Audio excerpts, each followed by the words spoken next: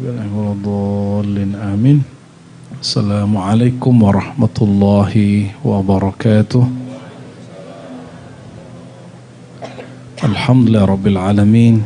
Wassalatu wassalamu ala al-badri tamam Sayyidina Muhammad wa ala alihi wa ashabihi wa li baitihi wa dhurriyyatihi. Amma ba'du, Allahumma akhrijna min zulumatil wahmi wal jahli ila al-ma'rifati wal ilmi waqshaf anna al-hujuba bihaqqi Sayyidina Muhammad sallallahu alaihi wasallam. Baik Bang Dik, saudaraku, orang tua, kawan-kawan juga banyak yang sudah menuakan Bang Dik. Walaupun tampannya permanen, tapi tuanya lebih permanen lagi. Semoga Bang Dik sehat-sehat selalu. Saya itu kalau ngomong Bang Dik itu nggak ada beban, karena orangnya nggak tersinggungan. Tapi hasilnya Bang Dik tersinggung nggak sih kalau aku ngomong? Kemarin saya ke dokter, sakit saya nggak ada perasaan saya.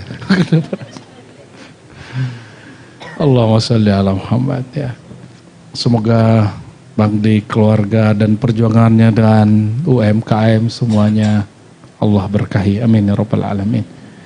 Alhamdulillah malam ini spesial juga, baru pulang dari jiran ya, Buya Dr. Aldomi.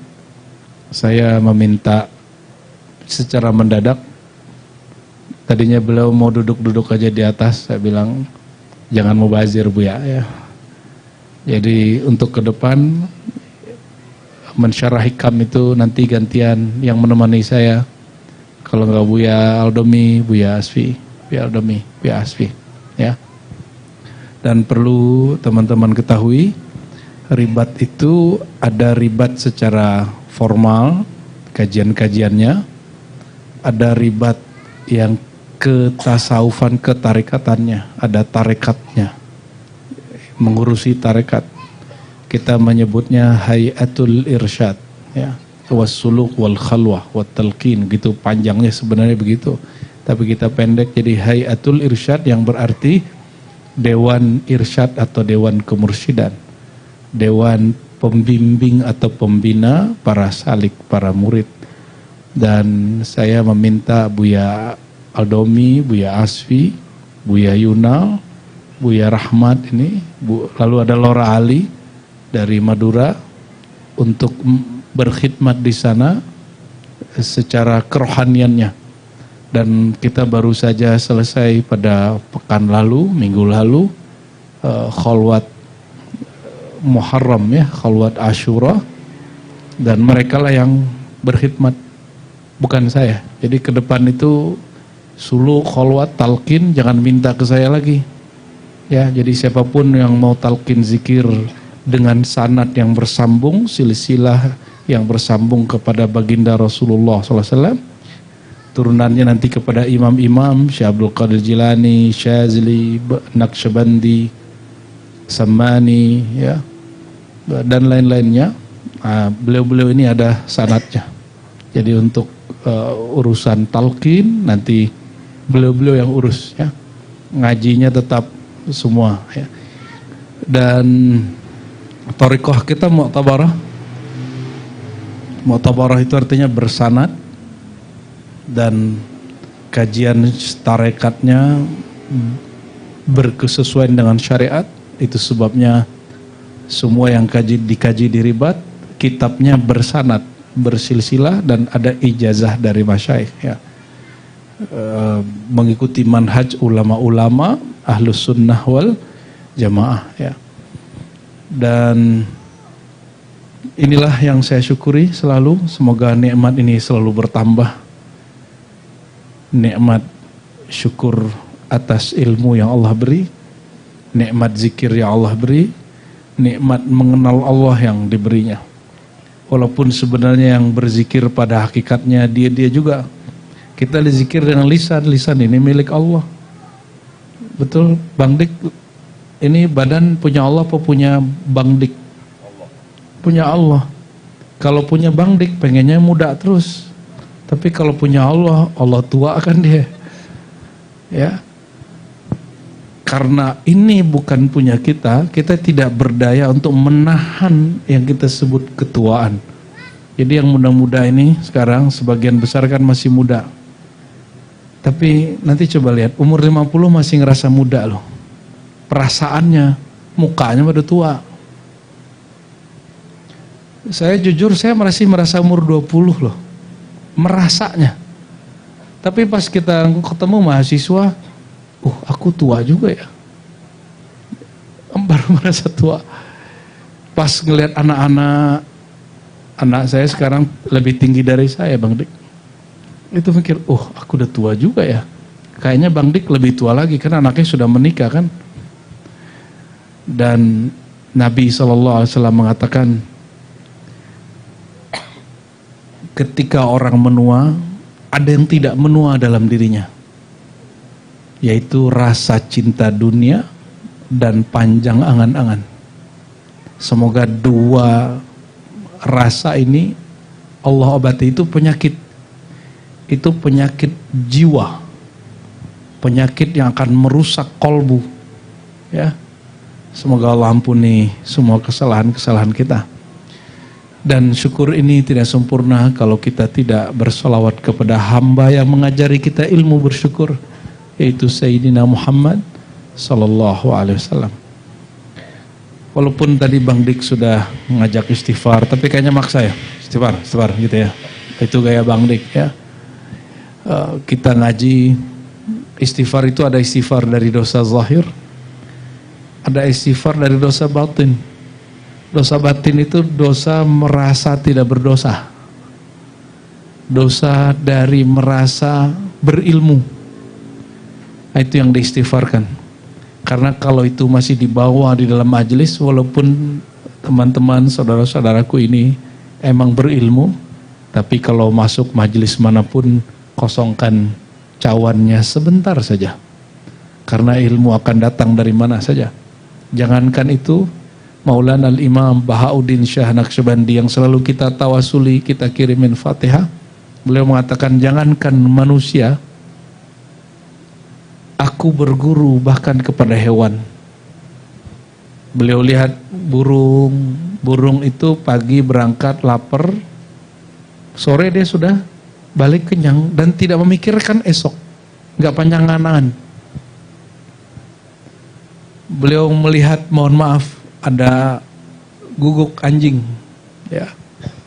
Anjing itu galak untuk mempertahankan yang menurut dia untuk haknya. Tapi kalau dia sudah mencapai, dia udah kenyang, dia tinggal itu. Dia makan daging, kalau udah kenyang ditinggal. Kalau kita udah kenyang pun kita bawa pulang, kita tabung, kita simpen. Ada yang ditabung di rekening, ada yang ditabung di kulkas. Maka Nabi SAW mengatakan, laulal Yahud, kalau bukan karena orang Yahudi, ini Yahudi Madinah, maka tidak ada makanan membusuk. Jadi mereka suka daripada berbagi, mending makanan busuk di rumah. Dulu Yahudi Madinah. Kayaknya Yahudi yang sekarang gak jauh-jauh beda juga kali ya. Tapi kita gak boleh benci ras. Nabi tidak membenci Yahudi, maka Nabi menikahi perempuan namanya Sofia, putri Raja Yahudi Madinah. Yaitu Sofiyah binti Huyai bin Akhtab. Jadi nama Raja Madinah di situ, raja suku lah ya, namanya Huyai bin Akhtab. Jadi Nabi ingin menghilangkan stigma membenci ras. Maka teman-teman, kita tidak meridai apapun yang mereka lakukan kepada saudara-saudara kita di Palestina, tapi jangan membenci rasnya, benci saja sosok yang jahat itu, ya. Allahumma salli ala Sayyidina Muhammad wa ala Sayyidina Muhammad. Mari kita baca istighfar, istighfar zahir, istighfar batin. Istaghfiru rabbakum innahu kana ghaffara. Allah berfirman, mohon ampunlah agar Allah menghapus, menutupi dosa-dosamu. Sesungguhnya Dia Maha menghapusi dan menutupi dosa. Ya, penjamatannya sebentar saja. Ikuti. Astaghfirullah. Ya Allah. Ikuti. Ya Allah. Lirih saja. Ya Allah. Ampuni dosa mataku, dosa pandanganku, dosa telingaku, dosa pendengaranku, dosa lisanku, dosa tangan dan kakiku, dosa perutku, dosa kata-kataku, dosa fikiranku, dosa benciku, dosa perasaanku, dosa di hatiku, dosa merasa tidak berdosa, dosa sombongku, dosa ketika aku merasa lebih suci dari orang lain, dosa merasa lebih beriman daripada orang lain, dosa merasa lebih apapun itu daripada orang lain. Ampuni hak kami ya Allah, apalagi dosa yang kami lakukan dalam kesendirian. Engkau maha tahu ya Allah, Engkau maha tahu rahasia dan aib kami ya Allah. Mohon maaf, mohon ampun ya Rabb, ya Afuun, ya Ghafur. Kami malu dari makhlukmu, tapi tidak malu ketika sendiri, padahal Engkau selalu melihat kami. Astaghfirullah, astaghfirullah. Bismillahirrahmanirrahim. Ya, silakan buka matanya. Kita insya Allah akan baca hikmah yang ke-67 sesuai di buku kita ini. Dan mukri malam ini adalah Buya Rahmat Ilahi ya. Beliau bertugas khidmat di surau suluk kita di Jati Kramat, Bekasi. Jadi biasanya saya ngisi beberapa kali di situ, tapi setiap Senin sudah ada buya-buya yang mengajar kitab-kitab tasawuf Ahlus Sunnah. Salah satunya Buya Aldomi juga. Silakan yang dekat ke Bekasi merapat ke sana ya. Dan malam ini mukri artinya ikra, pembaca. Yang membacakan kitab malam ini adalah Buya Rahmat Ilahi. Ya, di sampingnya ada yang membackup secara rohani nih, Lora Ali ya. Barakallahu fikum, fadhal.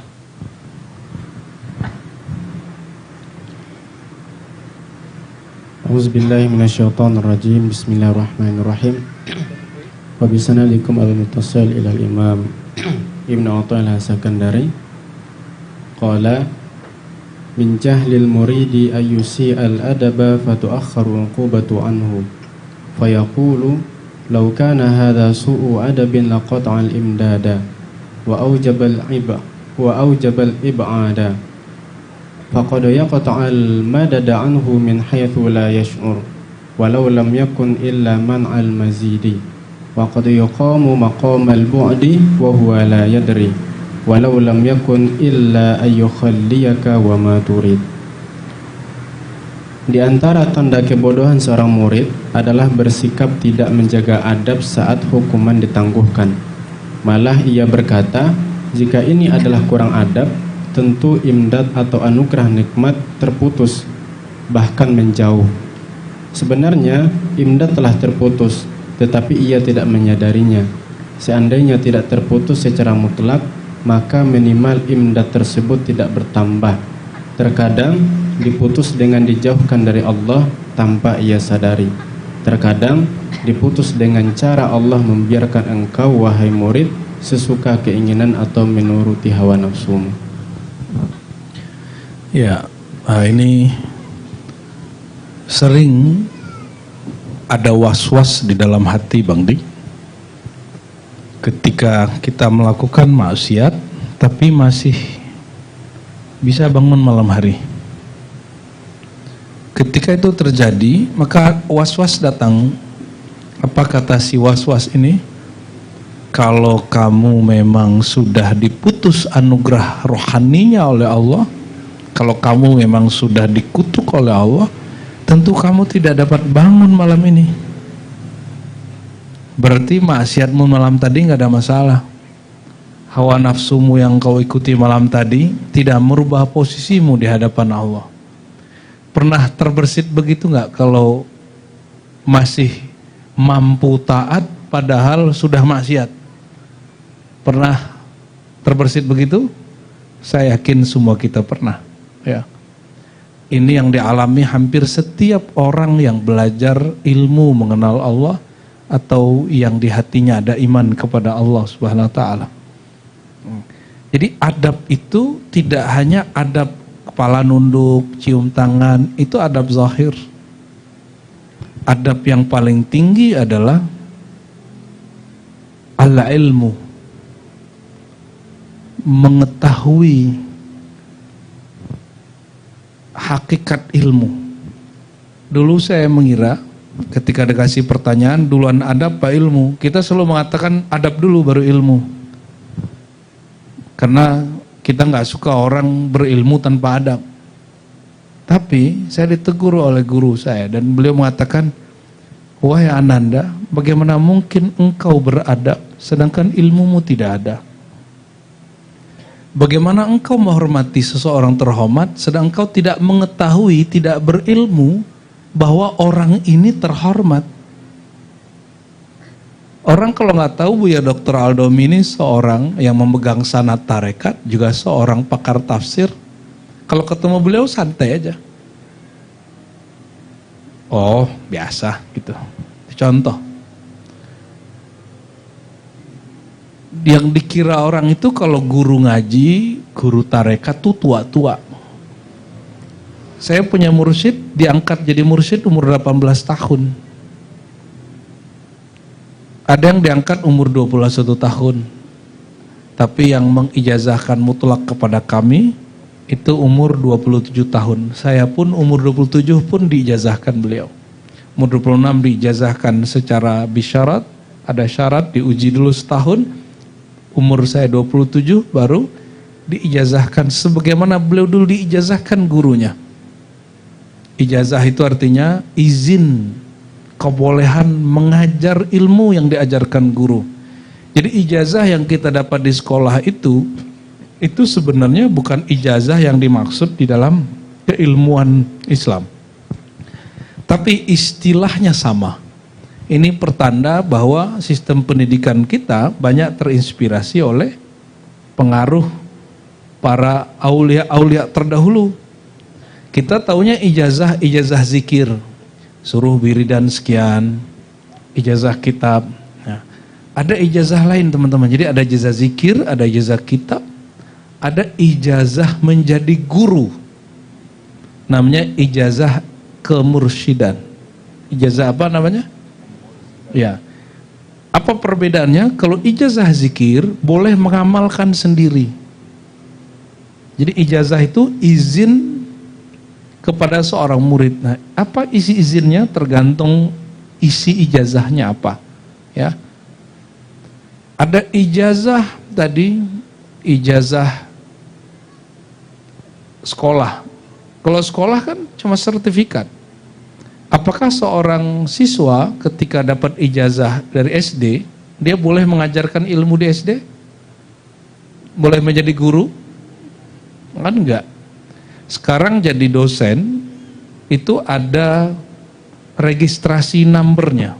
Jadi setiap dosen itu ada nomor induknya, tapi ada istilah barunya ya, nomor induk dosen nasional itu ada istilah barunya hari ini. Bayangkan kualitas ilmu intelektual itu dijaga sedemikian rupa. Ada lembaganya, ada Kementerian Agama, ada Kementerian Pendidikan Kebudayaan, ada Kementerian Penelitian Ristek segala macam. Maka untuk menjaga kemurnian ilmu zikir, ilmu ma'rifat, guru-guru kita juga mengeluarkan ijazah. Orang-orang mungkin mohon maaf, antum ini yang sudah ijazah S1, S2, S3, mohon maaf, jangan sombong. Ijazah tariqah ini, ijazah zikir, ini jauh lebih tua dari peradaban universitas manapun. Ya, sering dengar Imam Syafi'i? Sering dengar?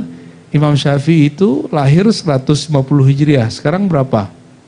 1447. Imam Syafi'i itu dapat ijazah dari gurunya namanya Imam Malik. Imam Malik yang wafat tahun 179. Jadi sebelum meninggal Imam Malik dia sudah dapat ijazah. Ijazah jadi apa? Ijazah berfatwa. Tahu fatwa? Fatwa itu legal. Jadi Bang Dik kalau saya kasih ijazah fatwa, Bang Dik boleh menentukan ini hukumnya haram, ini halal, ini masih bid'ah, ini sunnah, ya. Tapi hari ini karena orang tidak mengenal ini, kampus-kampus tidak menjaga itu, pesantren-pesantren hari ini sudah sibuk dengan sertifikasi, akreditasi, orang melupakan ijazah yang lebih tua ini, ya. Di NU itu ada yang nggak ngampus, tapi alimnya bukan main, namanya Kiai Zulfa, ya. Kiai Zulfa itu tamatan pesantren, tapi saya ngelihat dia kayak dokter, ngomong bahasa Arab lebih lancar dari orang tamatan Azhar, mohon maaf, lebih fasih buat syair daripada tamatan Suriah, lebih faqih daripada orang tamatan Hadrami atau Darul Ifta. Itu luar biasa, ya. Saya jumpa beberapa waktu lalu dan kami salaman dan beliau mengangkat saya jadi adik angkatnya, ya. Ya, semoga Allah jaga beliau. Itu luar biasa, itu produk ijazah. Diajar gurunya, ngaji, latihan. Dulu ada namanya insya. Tahu insya nggak? Imla. Pernah dengar imla nggak? Masih dapat nggak? Masih dapat, ya. Kalau dulu Imam Ibnu Sholah, dia nulis kitab karena nggak ada komputer. Dia punya hafalan, dia bacakan hafalannya per bab, itu menjadi sekian puluh bab, disalin sama muridnya. Sekarang jadi kitab masterpiece-nya ulama ahli hadis. Kalau nggak baca kitab itu berarti dia bukan ahli hadis. Sama hikam juga gitu, Bang Dik. Hikam ini juga diijazahkan. Imam Nuttaillah dapat ijazah ilmu kemakrifatan, ilmu tasawuf dari gurunya Abul Abbas Al-Mursi, orang Alexandria. Abul Abbas Al-Mursi dapat ijazah izin mengajar ilmu ini dari gurunya namanya Abul Hasan Asy-Syadzili, seorang wali kutub bahkan ghaus di zamannya, ya. Siapa pendiri NU dan Muhammadiyah? NU Hadratus Syekh Hasyim Asy'ari. Muhammadiyah Ahmad Dahlan atau Muhammad Darwish. Mereka dapat ijazah mengajar sehingga berani dan pede berdakwah dari gurunya di Mekah. Itu Syekh Ahmad Khatib Minangkabawi, Mahfud Termasi. Ya. Orang-orang ini dapat ijazah dari Syekh namanya Bakri Syata, pengarang kitab I'anatul Talibin, mursyid Tarikat Khalwatiyah. Beliau dari gurunya Said Ahmad Zaini Dahlan. Makanya pendiri Muhammadiyah mengganti namanya pulang haji dengan tafaulan, ngambil berkah nama kakek gurunya, yaitu Said Ahmad Zaini Dahlan, dipendek Ahmad Dahlan. Maka harusnya Muhammadiyah lebih sufi daripada dan lebih syafi'i daripada NU harusnya, ya. Karena namanya udah sangat sufi sekali itu. Allahumma sholli ala Muhammad. Kembali ke teks ini, yang disebut su'ul adab itu orang yang tidak mengerti ilmu sehingga dia tidak menghormati orang berilmu. Kenapa saya tadi bahas sanad ijazah? Sanad ijazah itu kalau orang mengerti bab ini, mohon maaf ini Bang Dik paling ujung kan Buya Mursal. Ini sudah kelelahan dari tadi, sudah sampai di alam gaib kayaknya. Buya Mursal itu lebih tua dari saya masuk UIN, dia udah mau tamat. Tapi dia mengerti bab ijazah.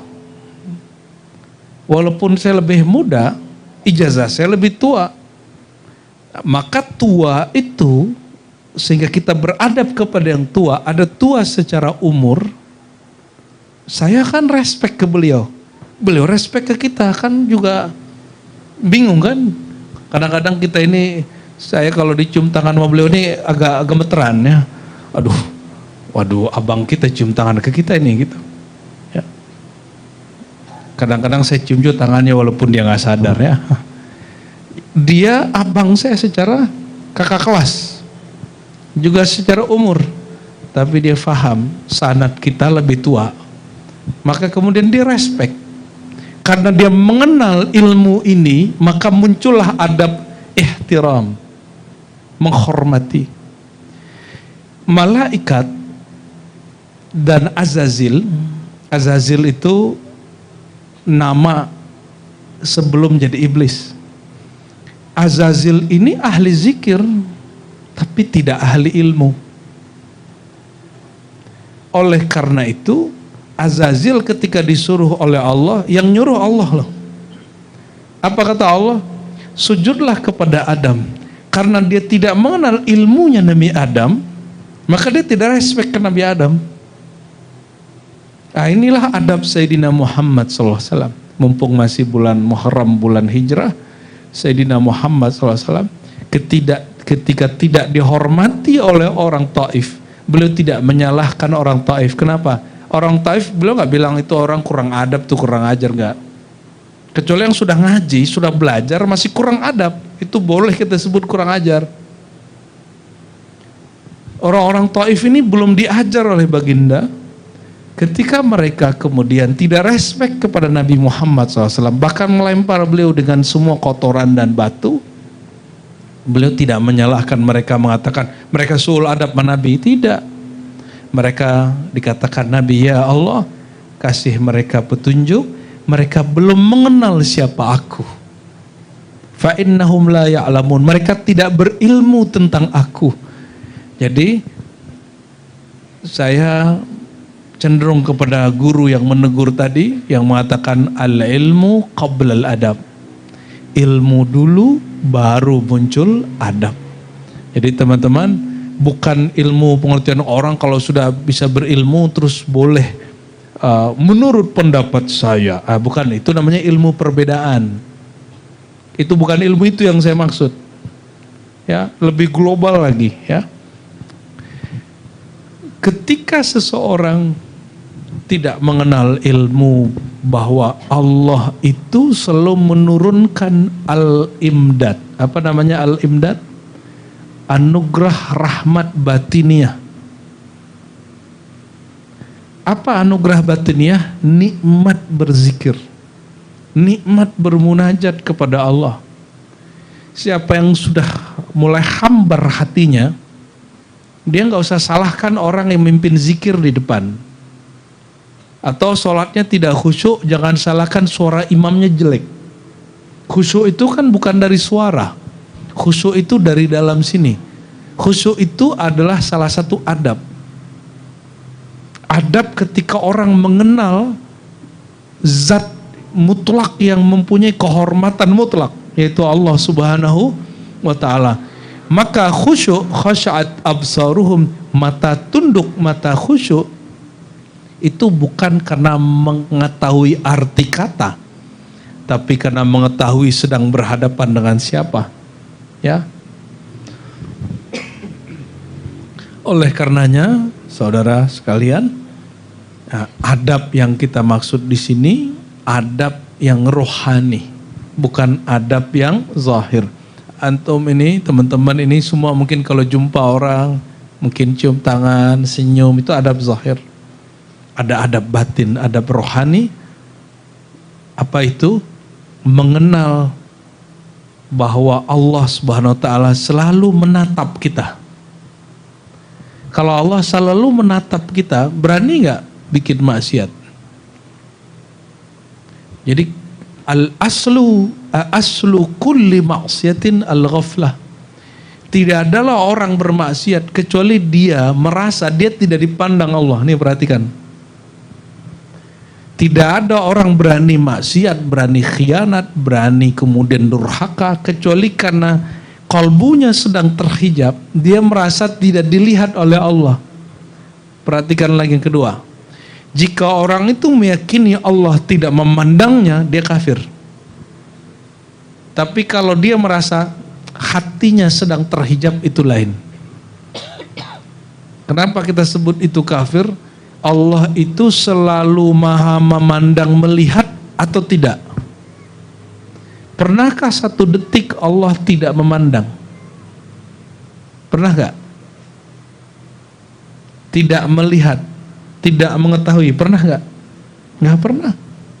Allah selalu lihat. Antum mau masuk gua, tutup pintunya, atau masuk bangkar, tutup pintunya, tutup semua celah-celah, kira-kira Allah masih lihat gak? Kita semua pasti bisa jawab. Tapi jangankan di bunker, orang di kamar aja bisa maksiat. Cuma pegang handphone maksiat. Lihat orang nggak ada lihat, buka gitu. Nah, kalau kita meyakini Allah tidak melihat, ulang syahadat. Itu secara batinnya sudah kafir. Dia harus ulang syahadat. Oleh karena itu, kita diribat ya, teman-teman wajib memperbaharui syahadat di setiap ibadat. Jadi mau sholat syahadat dulu ya, mau zikir syahadat dulu, mau sedekah syahadat dulu. Ini yang Nabi katakan, jaddidu imanakum, perbaharui syahadat la ilaha illallahmu. Ya. Karena jika kita meyakini Allah itu tidak memandang sedikit saja, itu sudah suul adab. Meyakini merasa dapat ilham lebih saja. Ini hati-hati ini, kalau udah ada belajar zikir ma'rifatullah itu pasti ilham masuk. Sebenarnya setiap orang dapat ilham setiap saat. Baik ilham robbani dari Allah atau ilham syaitani dari syaitan. Ini masalahnya. Bang Ding dapat ilham nih, terus merasa, kayaknya makom aneh sama Buya Razi, Buya Asfi, Buya Aldomi, Buya Rahmatullahi setara nih. Ya, dapat sirnya, sirnya bilang, tegur Buya Aldomi. Wah, mulailah si murid menegur gurunya. Itu terjadi di masa Rasulullah SAW. Rasulullah, saya pernah sampaikannya, punya murid sekaligus sekretaris. Lagi nulis, Nabi berhenti tidak meneruskan wahyu yang turun kepadanya untuk diimlakan, dibacakan, didiktekan. Orang ini yang nulis, dia dengar.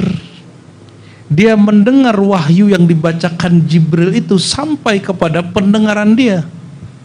Apa kata dia? Muhammad berhenti gak dengar, aku dengar. Dia tulislah itu apa yang dia dengar. Kata Nabi, itu benar. Dalam hati dia ngomong, kayaknya makom aku setara dengan Muhammad. Besok-besok dia tegur Nabi Muhammad. Besok-besok dia advice Nabi Muhammad. Disitulah mulai kemudian dia tambah jauh. Dia bikin kelompok sendiri dan menjadi nabi, semi-semi nabi. Kalau sekarang semi-semi wali, semi-semi mursyid itu banyak. Saya jumpa di mana tempat kita dakwah, itu jumpa orang-orang yang begitu. Ya, hati-hati. Tidak semua ilham yang kita dapat boleh kita sebut. Ya. Karena bisa tahu siapa jadi, itu bukan ilham robbani, tapi ilham syaitani. Apa bedanya? Coba tulis ya istilah ini. Ilham robbani dari Allah mutlak. Ilham syaitani dari syaitan. Syaitan ini mengenal beberapa bab tentang Allah, maka dia bisa memalsukan ilham. Lalu si murid merasa keren dengan ilham. Ilham itu juga bagian dari su'ul adab. Coba perhatikan orang begini akan tambah sul adab, setiap hari akan tambah sul adab kepada gurunya. Ya, di ribat sudah banyak yang begitu. Ya, itu filter dari Allah. Lama-lama pergi aja, lama-lama mundur. Itu yang perlu juga dia tobatkan. Oleh karena itu, istighfarnya orang yang belajar kajian tasawuf tidak hanya istighfar dari dosa zahir, tapi istighfar dari yang batin-batin tadi. Ya, merasa ilhamnya lebih oke, merasa bacaannya lebih bagus. Ya. Gimana Lora Ali? Lora Ali ini kencang ilhamnya Bapak Ibu, jangan macam-macam. Ini ahli hadis palsu.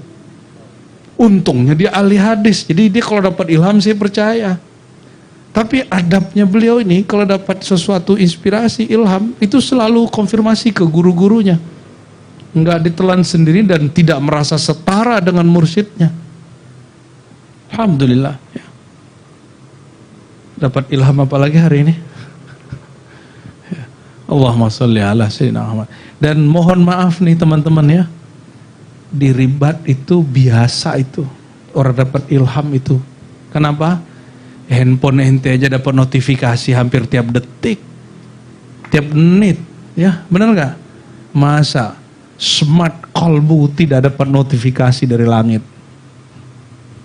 Tapi langit mana nih? Langit halu apa langit kasyaf? Langit palsu atau langit yang sebenar-benar langit? Hati-hati. Jadi handphone kita kalau kita aktifkan notifikasinya dapat nggak? Masalah antum itu tidak mengaktifkan notifikasinya. Cara mengaktifkannya ya mesti punya nama, punya kartu, mesti punya sinyal. Kalau nggak dekat-dekat sumber wifi. Paham nggak analognya? Paham ya? Kecuali sudah merasa punya server sendiri, monggo. Kami tidak bertanggung jawab. Ya, jangan bawa-bawa nama ribat. Kita ribat konsisten, akidah Ahlus Sunnah wal Jamaah, mazhab kita 4, tapi yang diamalkan dari ribat mazhab Syafi'i. Tapi secara pribadi buya-buya ini kalau belajar mazhab lain boleh ngamalin sendiri, tapi tidak boleh difatwakan. Ya, tasawuf kita tasawuf Ahlus Sunnah. Tasawuf itu memang Ahlus Sunnah doang sebenarnya Bu ya. Tasawuf Imam Ghazali, Imam Junaid, Imam Qushairi, Syazili dan tarekat-tarekat mu'tabar lain. Barangkali itu ya dari saya. Mungkin